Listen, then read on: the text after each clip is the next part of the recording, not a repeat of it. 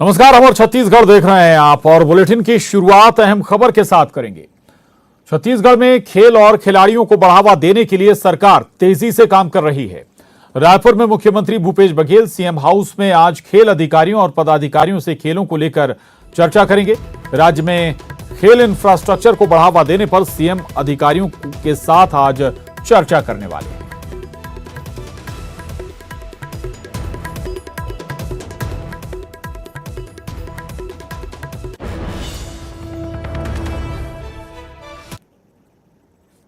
और प्रदेश की राजनीति में धर्मांतरण का मुद्दा गरमाया हुआ है। बीजेपी इस मुद्दे को लेकर सरकार पर लगातार हमलावर है। पार्टी के सभी बड़े नेताओं ने धर्मांतरण के मुद्दे को लेकर सरकार पर हमला बोल दिया। वहीं पार्टी पूरे प्रदेश में प्रदर्शन भी कर रही है और अब पूर्व सीएम रमन सिंह ने ट्वीट कर धर्मांतरण के मुद्दे पर सरकार को खुली चुनौती देते हुए ईंट से ईंट बजा देने की बात कही है। रमन सिंह के ट्वीट पर कांग्रेस ने पलटवार किया और कहा कि धर्मांतरण को लेकर बीजेपी के पास कोई सबूत है तो थाने में जाकर दें। वहीं कांग्रेस ने कहा कि जनता जिसकी ईंट से ईंट बजा चुकी है वो कांग्रेस की क्या ईंट से ईंट बजाएगी। कांग्रेस के जवाब पर बीजेपी ने भी पलटवार किया और धर्म की कसम खाते हुए कहा कि धर्मांतरण के मुद्दे पर जहां तक होगी लड़ाई लड़ी जाएगी।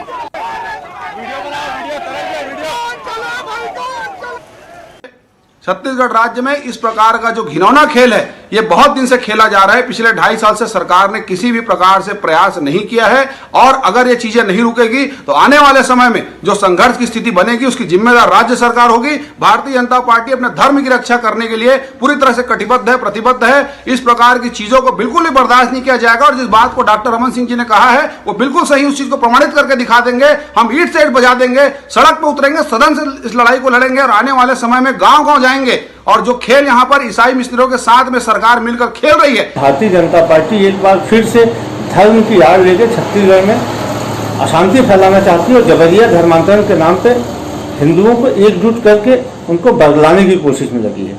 यदि भारतीय जनता पार्टी के नेताओं में जरा भी साहस है धर्मांतरण को पुख्ता सबूत दें। अब बताएं, भारतीय जनता पार्टी ने इन फर्जी धर्मांतरण करने वाले कितने लोगों को अभी तक घर वापसी कराई। भारतीय जनता पार्टी के जो फ्लैगशिप कार्यक्रम है ना, घर वापसी, तो पिछले 2.5 साल में कहाँ इन्होंने घर वापसी कार्यक्रम करवाया। भारतीय जनता पार्टी पूरी तरीके से झूठ की बुनियाद पर धर्मांतरण के मुद्दे को उठा रही है और जनता इसको भली भांति समझ। अवधेश मिश्रा हमारे साथ जुड़ गए हैं रायपुर से और जानकारी के साथ। अवधेश, ये सारा संघर्ष आने वाले विधानसभा चुनाव के मद्देनजर है। एक लिहाज से देखें तो तैयारी उसी की नजर आती है। एक बात और भी जो कहा जा रहा है सरकार की तरफ से कि अगर सबूत हैं तो फिर पुलिस में जाकर क्यों नहीं देते। अवधेश। बिल्कुल, देखिए प्रशांत, छत्तीसगढ़ बीजेपी ने 31 अगस्त और 1 और 2 सितंबर को जो चिंतन शिविर किया बस्तर में, उस चिंतन शिविर के बाद जो बीजेपी बदली हुई धरातल पे नजर आ रही है, उसी बदली हुई तस्वीर के तहत बीजेपी के तमाम बड़े नेता, तमाम बड़े चेहरे जो 3 किलोमीटर तक बरसते पानी में रैली निकाल के राजभवन तक जाते हैं और वहां पे जाके धर्मांतरण के खिलाफ राज्यपाल से गुहार लगाते हैं कि छत्तीसगढ़ में किस तरह से धर्मांतरण का खेल खेला जा रहा है। मामला यहीं पे नहीं रुकता है। इसके बाद अगले दिन जो पूर्व मुख्यमंत्री डॉक्टर रमन सिंह है वो ट्वीट करके सीधे तौर पे लिखते हैं कि धर्मांतरण का खेल अगर नहीं रुका तो बीजेपी सरकार की ईंट से ईंट बजा देगी। शब्दावली पे ध्यान देना होगा कि रमन सिंह कह रहे हैं कि सरकार की ईंट से ईंट बजा दी जाएगी, तो वहीं सरकार के खिलाफ जो प्रवक्ता है बीजेपी के वो भी कहते हैं कि अगर जो खेल बीते 2-2.5 सालों से छत्तीसगढ़ में खेला जा रहा है, जिस तरह से भय, छल और तमाम तरह को लेकर धर्मांतरण किया जा रहा है, सरकार के द्वारा कोई जो कार्रवाई है वो धरातल पे होती नजर नहीं आ रही है। और यही वजह है कि ईंट से ईंट बजाने के आगे बढ़ के भी वो राजनीति करेंगे, सड़क पे उतरेंगे। लेकिन ठीक दूसरी तरफ कांग्रेस का कहना है कि बीजेपी केवल और केवल धर्म के नाम पे राजनीति कर रही है।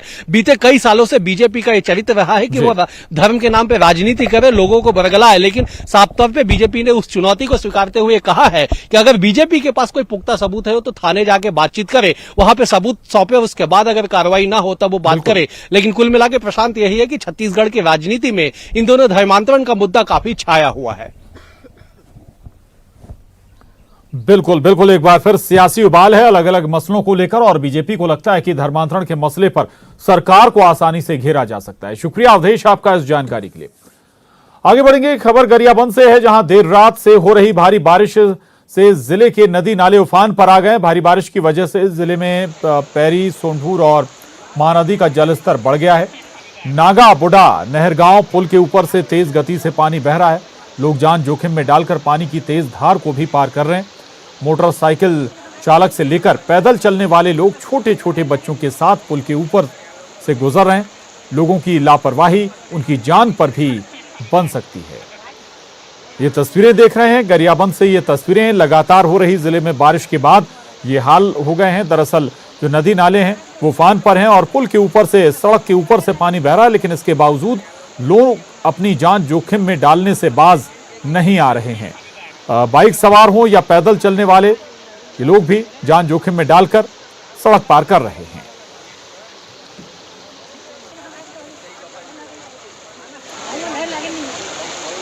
दो तस्वीरें आपके टीवी स्क्रीन पर हैं और आखिर कैसे ये खतरा हो सकता है आपकी जान पर, इसे समझिए।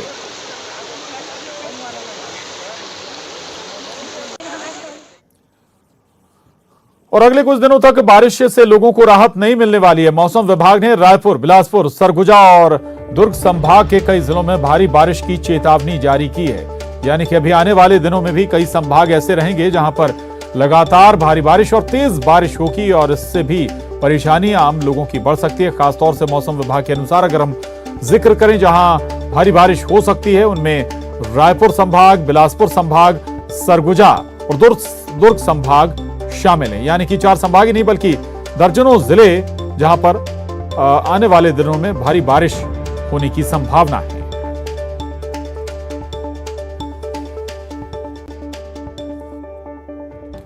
और स्मार्ट सिटी रायपुर में बारिश ने लोगों की परेशानी बढ़ा दी है। गली मोहल्लों में जल जमाव से लोग परेशान हैं। बारिश ने नगर निगम की सारी तैयारियों की पोल खोल कर रख दी है।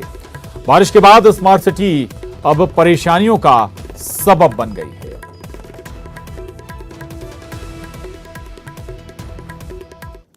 पानी हो रही है, पूरा डबरा भर गया, पूरा नली का पानी रोड में आ गया है, पूरा दलदल भर गया है। बिल्कुल हो सकती है क्योंकि रास्ता दिख ही नहीं रहा, नली कहाँ है, रोड कहाँ है, कहीं भी आदमी घुस जाएगा, गिर के मर जाएगा। ऐसे में नगर निगम कुछ नहीं करती, दावे भर करती है। यहाँ पूरा पानी हर साल बारिश में ऐसे ही भरे रहता है पूरा। ये तो सौंदर्यकरण के बाद से पूरा बर्बाद हो गया है। सौंदर्यकरण किए लेकिन बाकी नाली का जो निकासी है ना सही तरीके से नहीं बनाया गया है। ढाल का जैसा रहना चाहिए उस टाइप से ढलान बिल्कुल नहीं है। पता नहीं किस टाइप से इन लोग बनाए तो बिल्कुल व्यवस्था ढापा एकदम सही नहीं। हाँ, यहाँ सबसे ज्यादा होता है। थोड़ा सा भी बारिश होता है भर जाता है, बाकी निकल जाता है पानी, लेकिन दिक्कत होता है बहुत। परेशान तो होते जी, इसके लिए कोई व्यवस्था कीजिए।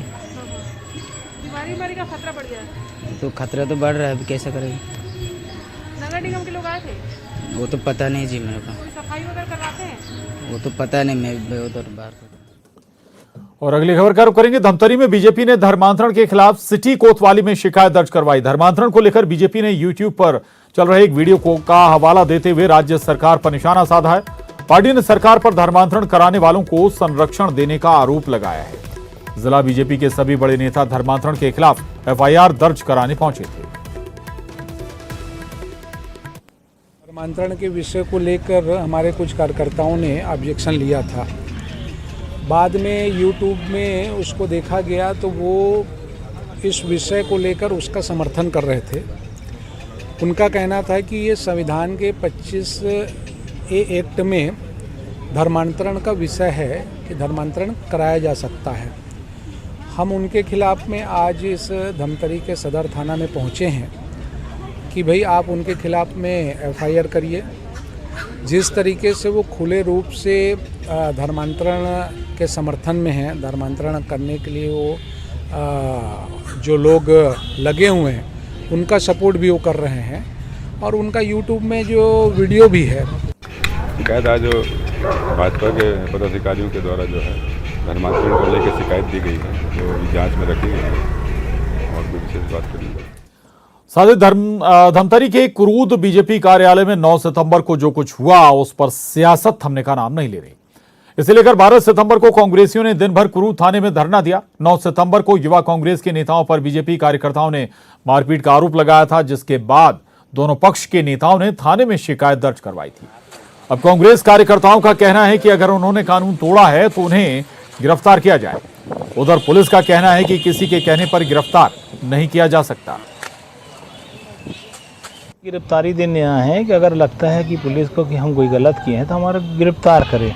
और ये इसका तारतम्य है विगत 9 तारीख को अजय चंद्राकर के ऑफिस में जो युवक कांग्रेस का बाहर जो युवक कांग्रेस का प्रदर्शन कर रहे थे युवक कांग्रेसी, उनको उन्होंने ससम्मान बुलाया, बैठाया। उसके बाद बुलाकर उन्होंने उनके साथ अभद्रता की और उसके कार्यकर्ता युवक कांग्रेस के कार्यकर्ताओं के साथ मारपीट की।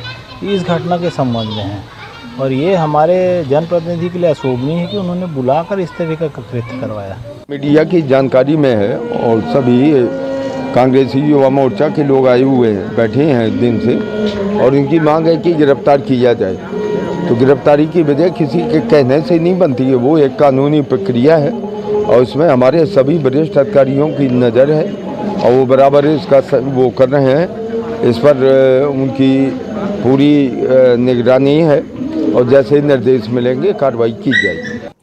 और आत्मानंद अंग्रेजी मीडियम स्कूल जल्द सीबीएसई बोर्ड से जुड़ सकते हैं, इसके लिए पहल शुरू हो चुकी है।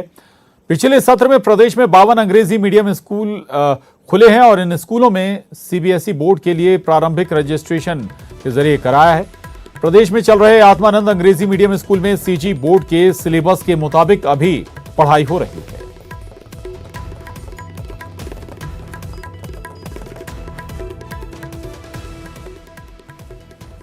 और कोरोना के मोर्चे पर अच्छी खबर है। प्रदेश में कोरोना के से रिकवरी रेट 98% से ज्यादा हो गया है। पिछले 24 घंटे में रायपुर में कोरोना का एकमात्र नया मरीज मिला है। वहीं पूरे प्रदेश में 24 घंटे में कोरोना से एक भी व्यक्ति की मौत नहीं होने से स्वास्थ्य विभाग ने राहत की सांस ली है। वहीं तीसरी लहर की आशंका के चलते जिलों में तैयारियां भी शुरू हो गई हैं। जिलों के अधिकारियों ने अस्पतालों का दौरा कर कोरोना की तीसरी लहर से निपटने की तैयारियों की समीक्षा की।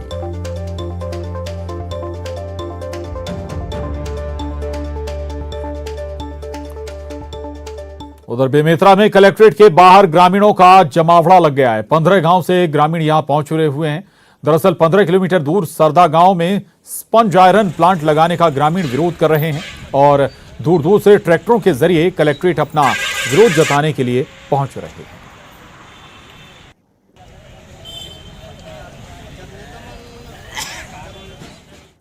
उधर कोरबा के अलगी डोंगरी में अपने पति की जान बचाने के लिए इतवारी बाई भालुओं से भिड़ गई। अपने जीवन साथी की रक्षा के लिए भालुओं से भिड़ी इतवारी बाई घायल हो गई। उन्हें इलाज के लिए अस्पताल में भर्ती कराया गया है। इतवारी बाई अपने पति पवित्र सिंह के साथ जंगल में बकरियों को ढूंढने गई हुई थी। इसी दौरान 2 भालुओं ने पवित्र सिंह पर हमला बोल दिया। पति की जान संकट में देख इतवारी बाई भालुओं से भिड़ गई और अपने पति की जान बचाने में कामयाब रही। हालांकि भालुओं के चंगुल से अपने पति को निकालने में वो बुरी तरह से जख्मी हो गई। इतवारी के साहस की पूरे इलाके में तारीफ हो रही है। गोरू चराए गए रहे भलुआ काटिस 2 दोनों झन रहे अपन लपटकिस तब में ढाट ढाते कर मोला कूदिस। हाँ तो फिर कूदत रही तो दोनों के ढाट ढाट करें तो दे बाँचे। और तुम्हारे पति ला नहीं 24 पटकी से पटक दी। हाँ वही लच हाँ बकरी ढूंढने जा रहे थे तो मेरे माँ को भालू काट दी है। अब 2 भालू थी और फिर उसके बाद घर आए तो देखे तो फिर कॉल किए। नहीं घर के आसपास आसपास क्षेत्र में ऐसी और भी घटनाएं हो चुकी है भालू और लोगों पे हमला कर? हाँ हो चुकी है। 2-3 महीना हो रही है। एक औरत को मतलब कि आंटी को फिर भालू। और 14 सितंबर को हिंदी दिवस मनाया जाता है। हिंदी हमारी मातृभाषा है, ये हमारी जिम्मेदारी है कि हम हिंदी के प्रति अपने दायित्वों को निभाएं। अपनी मातृभाषा के सम्मान को बढ़ाने के लिए सदैव तैयार रहें। इसी सोच से प्रेरित होकर न्यूज 18 आप सभी के लिए लाया है एक दिलचस्प कॉन्टेस्ट जिसका नाम है हिंदी के सम्राट। इस कॉन्टेस्ट में भाग लेना बेहद आसान है। 8506018018 नंबर पर आपको करना है सिर्फ एक मिस कॉल। चुने जाने वाले प्रतियोगी को मिलेगा न्यूज 18 की टीम से बात करने का मौका।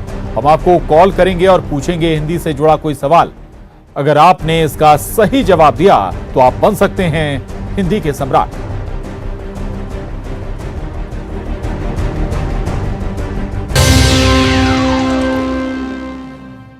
ब्रेक बाद एक बार फिर आपका स्वागत है। बिलासपुर की बेटी श्रुति प्रभला शास्त्रीय गायन के जरिए गायन प्रतिभा में वैश्विक स्तर पर अपनी पहचान उन्होंने बनाई है। कतर की राजधानी दोहा में आयोजित वॉइस ऑफ वर्ल्ड प्रतियोगिता में बिलासपुर की बेटी श्रुति सेकंड रनर अप रही हैं। श्रुति का बचपन से ही संगीत में रुझान था। दादी के जरिए संगीत के सफर पर आगे बढ़ी श्रुति संगीत की तल्लीनता में इस कदर खोई कि उसने कभी पीछे मुड़कर नहीं देखा। बचपन से ही शास्त्रीय संगीत की शिक्षा ले रही श्रुति इस समय संगीत में ग्रेजुएशन कर रही हैं। उस्ताद वसीम अहमद खान की शागिर्दी में आगे बढ़ रही श्रुति को रायपुर में राष्ट्रीय स्तर पर आयोजित प्रतियोगिता में हिस्सा लेने का मौका मिला। वहीं से श्रुति को वॉइस ऑफ वर्ल्ड प्रतियोगिता में जाने का मौका मिला। भारत से एकमात्र प्रतियोगी बिलासपुर से श्रुति थी। श्रुति के मुताबिक पाकिस्तान, यूएसए जैसे देशों के लोगों ने इसमें भाग लिया, लेकिन टॉप 5 में बिलासपुर की श्रुति रही।